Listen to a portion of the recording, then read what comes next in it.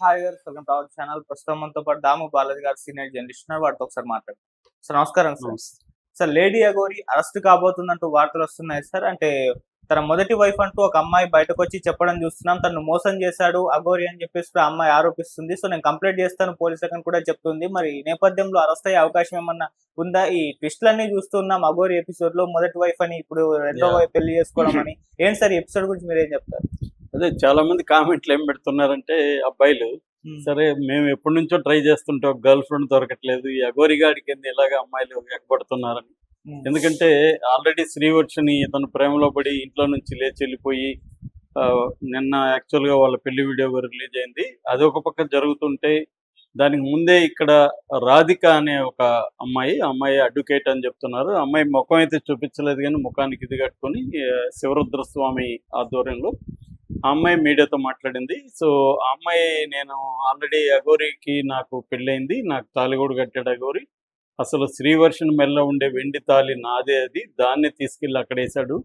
So నన్ను జనవరి 1న పెళ్లి చేసుకున్నాడు. తర్వాత జనవరి 30న ఈ అమ్మాయితో తిరగడం మొదలుపెట్టాడు అనేది ఆ అమ్మాయి ఆరోపిస్తుంది. ముందుగా ఆ అమ్మాయి పాయింట్ ఆఫ్ వ్యూ నుంచి మనం చెప్పుకుంటే, ఆ అమ్మాయి ఏమంటుందంటే, నాకు సమస్యలున్నాయి. నేనే అఘోరిని కాంటాక్ట్ చేశాను. దాని తర్వాత అఘోరి వచ్చాడు. నేను ప్రేమిస్తున్నానని చెప్పాడు. సో పెళ్లి వరకు వెళ్ళింది మా సంబంధం. దాని తర్వాత నాకు తాళి కూడా కట్టాడు అని ఆ అమ్మాయి చెప్పింది. ఆ తాలిబొట్టు పసుపు కొమ్ముతో ఉన్న తాలిబొట్టు అది చూపించారు మీడియాకి కూడా. దాని తర్వాత మీడియా వాళ్ళు అడిగారు, అసలు నీ దగ్గర ఏం ఆధారాలు ఉన్నాయమ్మా, మీ ఇద్దరికి పెళ్ళైనట్టు ఏమైనా ఉన్నాయా ఆధారాలను అడిగితే ఆడియో ఉందని చెప్పి ఆడియో ఇచ్చింది. ఆ ఆడియో నిన్నంతా కూడా వైరల్ అయింది. ఆడియోలో ఏముందంటే ప్రధానంగా ఆ అబ్బాయి అఘోరి, అంటే ఇప్పుడు నాకు చాలాసార్లు కనిపించింది అబ్బాయి అనాలాగా అమ్మాయి అనాలని. మామూలుగా అయితే అమ్మాయి అనాలి, కానీ ఇప్పుడు ట్విస్టుల మీద ట్విస్టులు జరుగుతున్నాయి వీళ్ళది. ఈమెమో రాధిక అతను నా భర్త అంటుంది, స్వామి అని పిలుస్తాను నేను అని చెప్తుంది. సో అఘోరి వచ్చి తాళి కట్టాడు అని చెప్పి ఆడియో రిలీజ్ చేస్తుంది. ఆడియోలో ఏముంది, రాధి అని, ఐ లవ్ యూ రాధి, నా ముద్దుల పిల్లమ్మ, తర్వాత నా నేను ఉండలేకపోతున్నాను, హార్ట్లో పెయిన్ వస్తుంది, ఇదంతా చెప్తున్నాడు దాంట్లో ఆడియోలో. అంటే క్లియర్గా నా ముద్దుల పిల్లమ్మ ఇవన్నీ చెప్తుందంటే పెళ్ళైనట్టే మనం అనుకోవాలి మామూలుగా అయితే. కానీ అఘోరి మళ్ళీ ఒక వీడియో చేసి వీడియో మెసేజ్ పంపించింది మీడియాకి. అందులో దాదాపు 6-7 నిమిషాలు ఉంది. అందులో ప్రధానంగా ఏంటంటే, అసలు నేను పెళ్లి చేసుకోలేదు, నేను పెళ్లి చేసుకుంటే బహిరంగంగా చేసుకుంటా, సీక్రెట్గా చేసుకోవాల్సిన అవసరం లేదనేది నెంబర్ 1. నెంబర్ 2, ఈ రాధిక అనే అమ్మాయి అడ్వకేటు, తను వాళ్ళ హస్బెండ్ ఈమెను వదిలేసి వెళ్ళిపోయాడు. దాంతో ఈమె డిప్రెషన్కి వెళ్ళింది. ఆ డిప్రెషన్లో నుంచి నన్ను కాంటాక్ట్ చేసి ఇట్లా నా ప్రాబ్లం ఇది, నన్ను సేవ్ చేయండి స్వామి అని నన్ను అడుక్కునింది. సో నేను ఇలాగా అమ్మాయిలు ఎవరైనా నన్ను అప్రోచ్ అయితే నాకు వాళ్ళకి హెల్ప్ చేసే అలవాటు ఉంది. అలాగే నేను ఆమెకి హెల్ప్ చేయడానికి వెళ్ళాను. తర్వాత ఆమె ఆశ్రమం పెడతాను అది ఇదని డబ్బులు లేదంటే కూడా నేను డబ్బులు ఇచ్చాను. మళ్ళీ నాకు ఆ డబ్బులు రిటర్న్ కూడా ఇచ్చింది. ఆ అకౌంట్ అవన్నీ కూడా చూపించాలి. రెండోది, నా ఆడియో చూపిస్తుంది. నా ఆడియోలో నేను అలాగా ఆమెతో ఎందుకు మాట్లాడినా అంటే, ఆమె డిప్రెషన్లో ఉంది, ఒక బాధలో ఉన్న వాళ్ళతో అలా మాట్లాడడం నాకు అలవాటు. అందరితో కూడా నేను I love you, I miss you అని మాట్లాడుతుంటాను. ప్రేమగా మాట్లాడడం నాకు అలవాటు. ఎందుకంటే వాళ్ళు ప్రాబ్లమ్స్లో ఉంటారు కాబట్టి వాళ్ళతో మనం ప్రేమగా మాట్లాడాలనేది నాకుండే ఐడియా. దాని ప్రకారం నేను ఆ అమ్మాయితో కూడా అలాగే మాట్లాడినాను తప్ప, అమ్మాయి నేను పెళ్లి చేసుకున్నట్టు ఒక సాక్ష్యం కూడా లేదు. ఏదో ఒక పనికి మన తాలుబడి తీసుకొచ్చి ఎవరితోనో వచ్చి వాడు చెప్పినట్టుగా విని పెట్టడం తప్ప నేను ఆమెను పెళ్లి చేసుకోలేదు. ఆమెను కాపాడాలని నేను వెళ్ళాను యాక్చువల్గా. ఆమె నిజంగా పెళ్లి చేసుకుంటే నేను ఇప్పుడు దాదాపు మా ఇద్దరిది కూడా శ్రీవర్షిని నా రిలేషన్షిప్ కూడా 1 మంత్ అయింది పబ్లిక్గా ఇదయ్యి. ఎన్ని రోజులు లేదు, ఇప్పుడు ఎందుకు ఈ అమ్మాయి వచ్చింది, కావాలని కొంతమంది ఈ అమ్మాయిని ముందు పెట్టి నన్ను బదనాం చేయాలని ట్రై చేస్తున్నారు. సో ఆమె ఆడియోలు కూడా బయట పెట్టాలి. ఆమె వీడియో కాల్ చేసి, ఎవరు రాధిక వీడియో కాల్ చేసి ఒక చేతిలో పురుగు మందు పట్టుకొని, బాటిల్ పట్టుకొని, నేను చచ్చిపోతాను, నువ్వు నన్ను ప్రేమించాలి, నన్ను పెళ్లి చేసుకోవాలి అంటే నేను అప్పుడు ఈ ఆడియో పెట్టాను. నువ్వు నా ముద్దుల పెళ్ళాము, నేను నిన్ను పెళ్లి చేసుకుంటాను అన్నట్టుగా నేను పెట్టాను. అది ఎందుకు పెట్టా అంటే ఆమె చచ్చిపోకూడదని, బతికుండాలి, ఒక ఆడపిల్ల ప్రాణం నిలపాలి అనే ఉద్దేశంతో నేను చెప్పాను అనేది అఘోరి చెప్తుంది.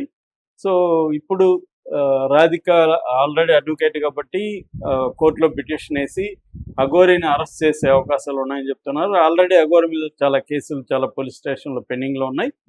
సో ఇంతకు ముందు అంటే ఎక్కడైనా గుళ్ళ దగ్గర అక్కడక్కడ గొడవలు జరిగినప్పుడు అఘోరి మీద కేసులు అయితే ఉన్నాయి, కానీ ఆ టైంలో అఘోరిని అరెస్ట్ చేస్తే మళ్ళీ ఇది హిందూ వ్యవహారం అయిపోతుంది, హిందుత్వ బ్యాచ్లు రంగంలోకి దిగుతాయి అని చెప్పి పోలీసులు కూడా ఎక్కడ కూడా 2 రాష్ట్రాల్లో కూడా అఘోరి మీద చర్యలు తీసుకోలేదు. కానీ ఇది పర్సనల్ వ్యవహారం కాబట్టి ఒక స్త్రీని మోసం చేసి ఇంకొక స్త్రీని పెళ్లి చేసుకున్నాడు కాబట్టి ఇది ఖచ్చితంగా చట్ట విరుద్ధము. కాబట్టి ఆమె కంప్లైంట్ ఇవ్వచ్చు, ఇస్తే పోలీసులు కూడా అరెస్ట్ చేసే అవకాశం ఉంది. అయితే ఇక్కడ చాలా చిక్కుముళ్ళు కూడా ఉన్నాయి లీగల్గా. ఏంటంటే అసలు వీళ్ళ పెళ్ళిళ్ళు, ఈ 2 మ్యారేజ్లు కానీ, రాధికతో అఘోరి పెళ్లి కానీ, శ్రీవి వర్షంతో అఘోరి పెళ్లి కానీ 2 కూడా లీగల్గా అయితే చెల్లవు. అయితే ఇక్కడ మళ్ళీ ఒక మొదలపు ఉంది. సుప్రీంకోర్టు అనేక సార్లు ఏంటంటే లివ్ ఇన్ రిలేషన్షిప్ని గుర్తిస్తుంది. సుప్రీంకోర్టు లివ్ ఇన్ రిలేషన్షిప్ కూడా మ్యారేజ్ లాంటిది, దాంట్లో కూడా మినిమల్ రైట్స్ ఉమెన్కి ఉంటుంది. సో అసలు మామూలుగా మనకి ఇప్పుడు బిఎన్ఎస్ కొత్త చట్టం 36 అనుకుంటా, అది ఏం చెప్తుంది, ఒక అమ్మాయి అబ్బాయి కలిసి ఉండి అమ్మాయి అబ్బాయి మీద కంప్లైంట్ ఇచ్చి మోసం చేస్తే అతనికి 10 ఏళ్ళు జైలు శిక్ష అని చెప్తుంది. పెళ్లి చేసుకోవాల్సిన అవసరం ఏం లేదు. అంటే కలిసి ఉంటే కూడా అమ్మాయికి సర్టన్ రైట్స్ అయితే ఉన్నాయి. సో కాబట్టి ఇది ఒకవేళ లీగల్గా మ్యారేజ్ కాదు. మ్యారేజ్ అంటే ఏంటి, వారసత్వ హక్కు కానీ, భరణం కానీ, పిల్లలు ఉంటే పిల్లలకు సంబంధించింది కానీ, ఇవన్నీ ఎక్కువ హక్కులు అనేవి special marriages act, Hindu marriages act, ఈ 2 చట్టాలు ఈ హిందూ మ్యారేజ్ని గుర్తిస్తాయన్నమాట. సో అప్పుడు ఉమెన్కి, పెళ్లి చేసుకున్న ఉమెన్కి కంప్లీట్ రైట్స్ అనేవి ఉంటాయి. కానీ ఈ కలిసి ఉండడం, లివ్ ఇన్ రిలేషన్షిప్ అనే దాంట్లో లీగల్గా అది వ్యాలిడ్ అయినప్పటికీ వాళ్ళిద్దరూ సంబంధించి ముఖ్యంగా ఉమెన్కి ఎక్కువ హక్కులు అయితే ఉండవు, లిమిటెడ్గా అయితే ఉంటాయి.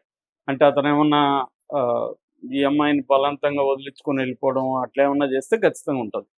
కాబట్టి ఇప్పుడు ఈ అమ్మాయి కంప్లైంట్ చేయొచ్చు, నాతో కాపురం చేశాడు, నాతో పెళ్లి చేసుకున్నాడు ఈ అఘోరి, నన్ను వదిలేసి వెళ్ళిపోయాడు అనేది అమ్మాయి కంప్లైంట్ చేయొచ్చు. ఖచ్చితంగా ఇతనికి అరెస్ట్ అయ్యే అవకాశం అయితే ఉంది ఆ యాంగిల్లో. పైగా అమ్మాయి అడ్వకేట్ కాబట్టి అమ్మాయికి ఈ చట్టాల గురించి కూడా తెలుసుంటుంది. కాకపోతే మామూలుగా నిన్న అమ్మాయి మాట్లాడింది చూస్తే ఆ అమ్మాయి నేను కంప్లైంట్ చేయబోతాను, నేను అరెస్ట్ చేయబోతానని ఎక్కడ మాట్లాడలేదు. అంటే మేబీ అమ్మాయి ఒక వార్నింగ్ లాగా ఇది ఇచ్చినట్టుగా ఉంది. అంటే వాళ్ళకి పెళ్ళి అవ్వకుండా ఆపడానికే ఇది చేసినట్టుంది. అందుకనే త్వరపడి వాళ్ళిద్దరు కూడా పెళ్లి చేసుకున్నట్టుగా మనకు అర్థమవుతుంది. అంటే అది లీగల్గా ఒక ఆశ్రమంలో మధ్యప్రదేశ్లో మంత్ర ఉచ్చారణల మధ్య గురువు వాళ్ళ మధ్యనే పెళ్లి చేసుకున్నారు. వాళ్ళు కూడా జాతి కోసం, సనాతన ధర్మం కోసం వీళ్ళిద్దరిని నేను ఆహ్వానిస్తున్నానని కూడా ఒక ఛానల్లో వాళ్ళ గురువు కూడా చెప్తున్నాడు. అంటే ఇక్కడ ఏంటంటే సనాతన ధర్మం ఎవరినైనా ఆదరిస్తుంది అని చెప్పడానికి ఒక అఘోరిగా మారిన ట్రాన్స్జెండరు మరొక అమ్మాయిని పెళ్లి చేసుకున్నా కూడా మేము ఆశీర్వదిస్తాం, బికాస్ సనాతన ధర్మానికి వీళ్ళు పనిచేయాలి. సో సనాతన ధర్మానికి పనిచేస్తే ఎవరైనా కూడా మేము ఆహ్వానిస్తాం అన్న పద్ధతిలో అక్కడ ఆశ్రమ గురువు మధ్యప్రదేశ్లో మాట్లాడారు. ఈ కాంటెక్స్లో ఇక్కడ ఇప్పుడు ఇతన్ని అఘోరిని అరెస్ట్ చేసే అవకాశాలు ఉందని చెప్తున్నారు. ఎందుకంటే రాధిక అంత ఈజీగా వదిలిపెట్టే అవకాశం కనిపించలేదు. అమ్మాయి మోర్ మెచ్యూరిటీగా కూడా మాట్లాడుతుంది, ఎక్కువ కూడా మాట్లాడట్లేదు. సో ఎంతవరకు చెప్పాలో మీడియా అనేక సార్లు అమ్మాయిని రచ్చగొట్టినా కూడా అమ్మాయి ఓవర్గా ఎక్కడ మాట్లాడట్లేదు. అఘోరి నన్ను పెళ్లి చేసుకుని మోసం చేశాడు, దీని మీద పోలీసులు కానీ ప్రభుత్వాలు కానీ చర్య తీసుకోవాలని విజ్ఞప్తి చేస్తున్నా అనేది ఆమె చెప్పింది. ఆమె నెక్స్ట్ స్టెప్ మాత్రం కోర్టుకి వెళ్ళి ఫస్ట్ పోలీస్ స్టేషన్లో కేసు పెడతారు, కోర్టులో కూడా పిటిషన్ వేసే అవకాశం ఉంది. ఎందుకంటే ఆమె లీగల్ నాలెడ్జ్ ఉంది కాబట్టి ఏం జరుగుతుందని చూడాలి. Thank you so much.